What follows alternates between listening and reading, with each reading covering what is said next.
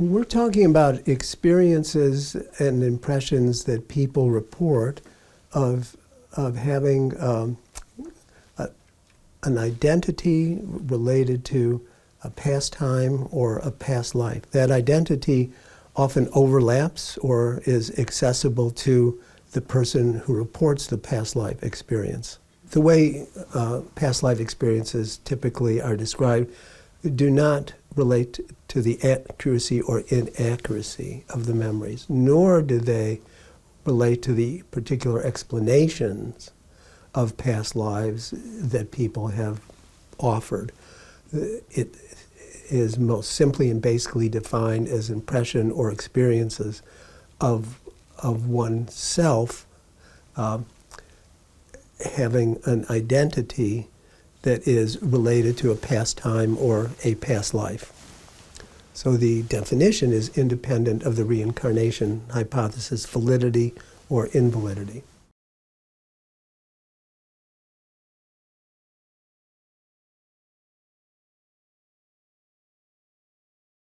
Typically, these experiences begin when the child begins to speak at around 24 months, and often extend as far as age 7 or 8.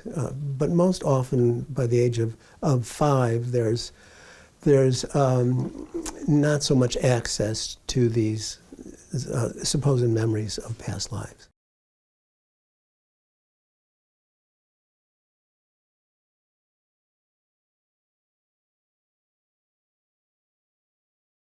Spontaneous experiences are typically experiences that people report with no special efforts made on the part of a parent or a relative or investigator to recall a past life. Hypnotic experiences are very different. These are experiences that are elicited following an hypnotic induction, in which there is a suggestion typically to experience a past life or report on experiences of a past life. And this often occurs after the individual receives a hypnotic induction and then is gradually, if you will, brought back to a point beyond birth and asked to report on a past life experience, an experience associated with another identity, of course, at another time and oftentimes another place.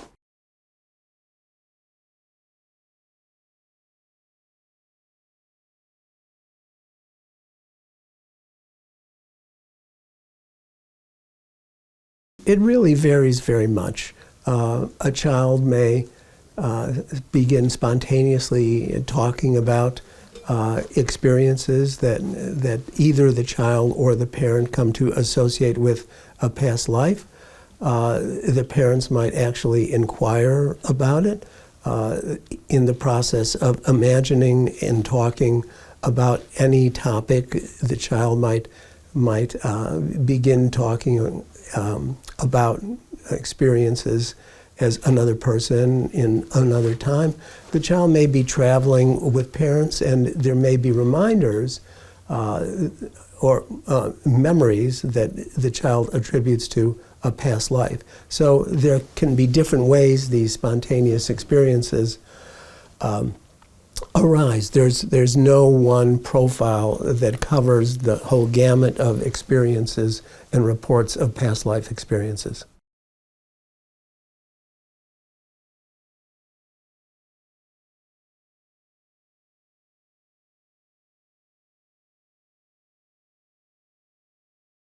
Past life experiences reported by children can be the products of imagination, for example. They just might be a child sharing a story with parents. They may become seen to be reflective of an identity related to a past life. And then there could not necessarily be a lot of suggestion involved in terms of the specifics of the memories that are reported. However, once the parents and the child accept that that has come to believe that these memories reflect a past life, there would be, in cases where they were investigated, an attempt to match the child's experience with the experience of a deceased person. So to the extent that the investigator perceives that there are features that match, the investigator would conceivably say that the case is now solved. Now, whether that's a product of coincidence, a product of self-fulfilling prophecy, you have this idea and set of characteristics, you go out and you match somebody, it may be the case that you are simply confirming the reports associated with the past life through a match that may be coincidence. There may be many explanations for why there is a match other than the reincarnation hypothesis.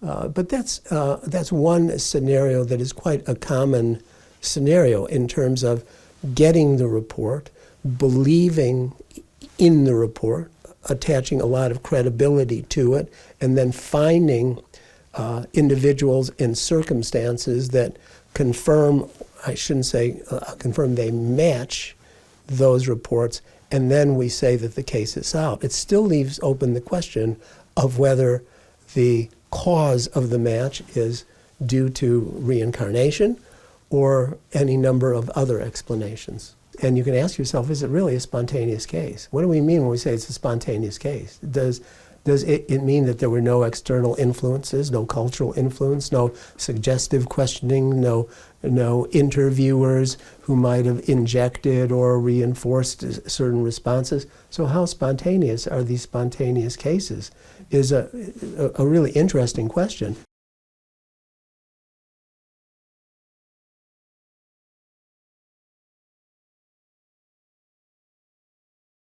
Even in cultures where parents do not accept reincarnations, we need to separate out suggestions from rewards. So a parent in a culture, and I'm just giving you one scenario, who does not believe in reincarnation could very well be giving the child who reports an experience like this a great deal of attention and show a lot of concern and ask many questions about it and reinforce the story and the sharing of the story through the attention that the parent gives to that child. So it may be that in cultures where parents are not implicitly or explicitly suggesting or elaborating, helping the child elaborate, they are nevertheless rewarding those kinds of reports and maybe continued imaginings and elaborations of those reports, because the child does get attention, perhaps negative attention, but it is nevertheless attention which the child might find rewarding and increase the probability that that child will continue to focus in and or report these kinds of experiences. So there is no solution for that? It's complicated. Yeah. It is difficult to tease out these various influences in a complex set of interactions with a child and potential variables that might be influencing the child's behavior. It is very challenging.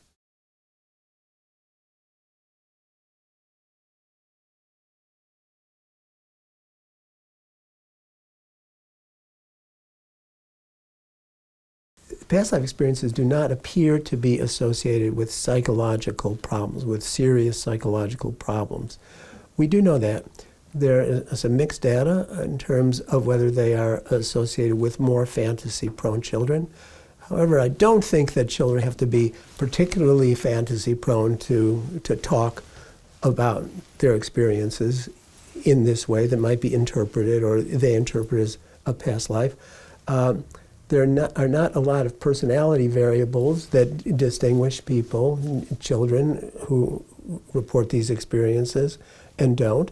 There is some evidence that these children do well in school, and and some evidence that their parents feel they tend to be a little bit more assertive and tough to manage, if you will, in some ways. But I would say we do not really have enough evidence. And if we believe that there are different explanations, multiple explanations that could potentially account for this, we would not expect children to evidence one particular profile.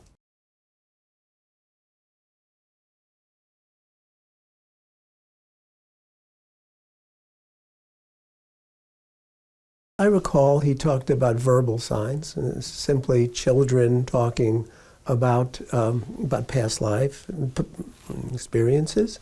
He talked about behavioral signs. For example, an individual with a current phobia, fear, might well have the roots of that fear in a past life, in a traumatic experience, for example. I don't think there's much evidence that that is, in fact, the case, but that was his idea, that was kind of a marker, that if people reported that. The third one was differences in abilities and skills, I believe, associated with family members. And the fourth one had to do with similarities in birthmarks.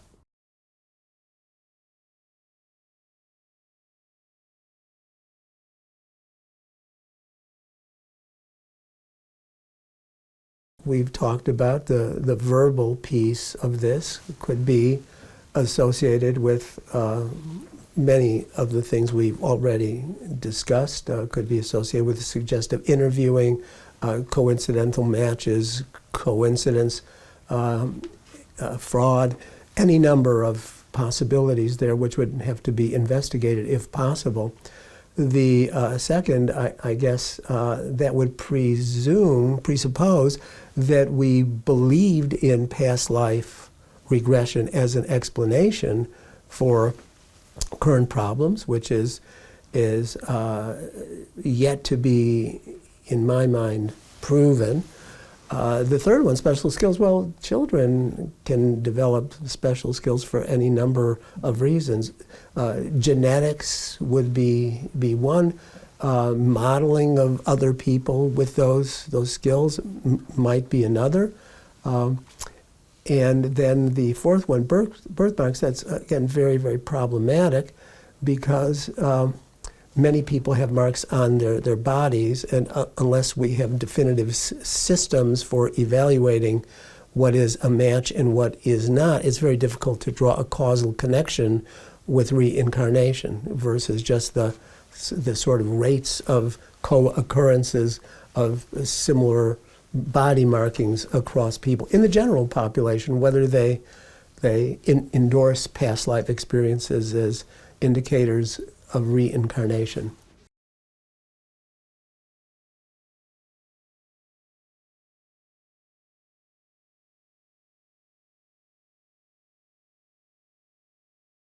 Regression in the context of therapy would involve typically some sort of an hypnotic induction. It could be any kind of induction. It could involve relaxation or focusing on eyes. It could be going through the body in a progressive way in terms of noticing sensations or relaxation. But the regression part would come in where the hypnotist would invite the person to go back in time, sometimes year by year, and then extend it to beyond birth. And then there are any number of ways that the hypnotist could elicit or bring forth the report of a past life experience. For example, the hypnotist might say, now you are relaxed. Do any images come to your mind of a past life? The questions might be much more specific and explicit. When you go back to a past life, tell me what your experience is, implying that the person will. Or it might be asking a direct question, like, when you have experienced a past life, did you experience any traumas in a past life? It's entirely open to the creativity of the hypnotist. What is important is that the situation is defined as hypnosis, and also that it is defined as a situation where the person will attempt to make contact with a past life experience.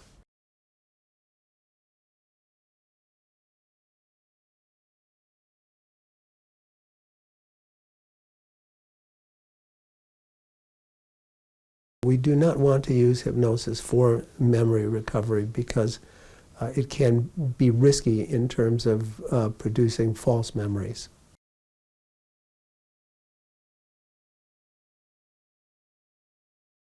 There's now a sizable literature, research literature, that indicates that during hypnosis people will report more memories. They can be accurate memories, but often inaccurate memories. And numerous studies suggest that there is a real risk of false memories. But not only that, they might believe that the memories are more accurate than if they were not hypnotized. And that is because they believe that hypnosis has the effect of improving memory. So if somebody asks them to recall a particular event or set of events, they might be more confident in their remembrances, whether they were accurate or not, because they believe that hypnosis will be producing more accurate memories.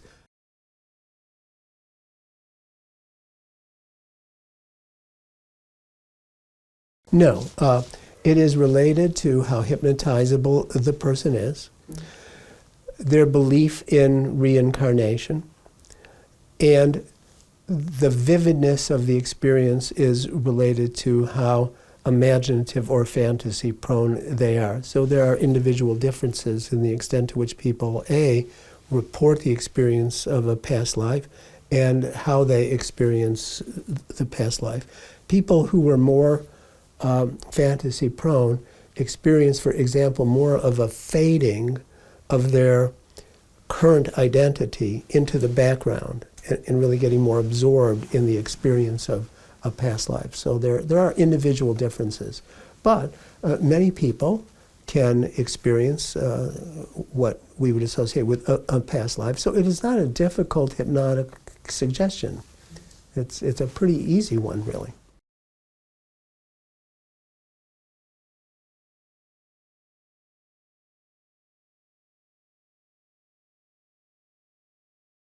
I can say that there is no systematic scientific evidence that supports the value of past life regression, particularly in reference to any other therapy. There simply are not well-controlled studies of this, so it's very difficult to make any kinds of statements about how this would affect people after past life regression. Now, it is possible that some people might get better because of a placebo effect, because of attention the therapist provides, because they have an explanation now, whether it's accurate or not, of why they might experience some problems and symptoms that puzzle them.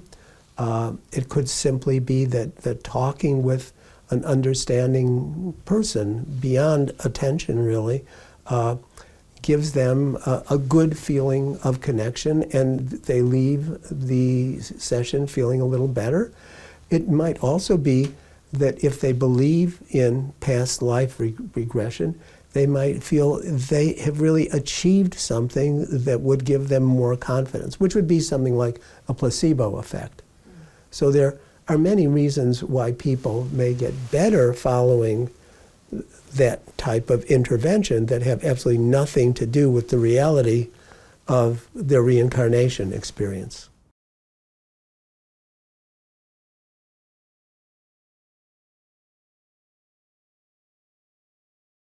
Our memory is generally good for everyday experiences. However, our memories are far from perfect, and you'll hear the the phrase that scientists use a lot, that memories are reconstructive in nature. We reconstruct our experience. We don't imagine or remember things exactly as they occur in every respect. We can be prone to confabulation, filling in gaps in our memories with inaccurate memories. We can have entirely false memories of events that never occurred.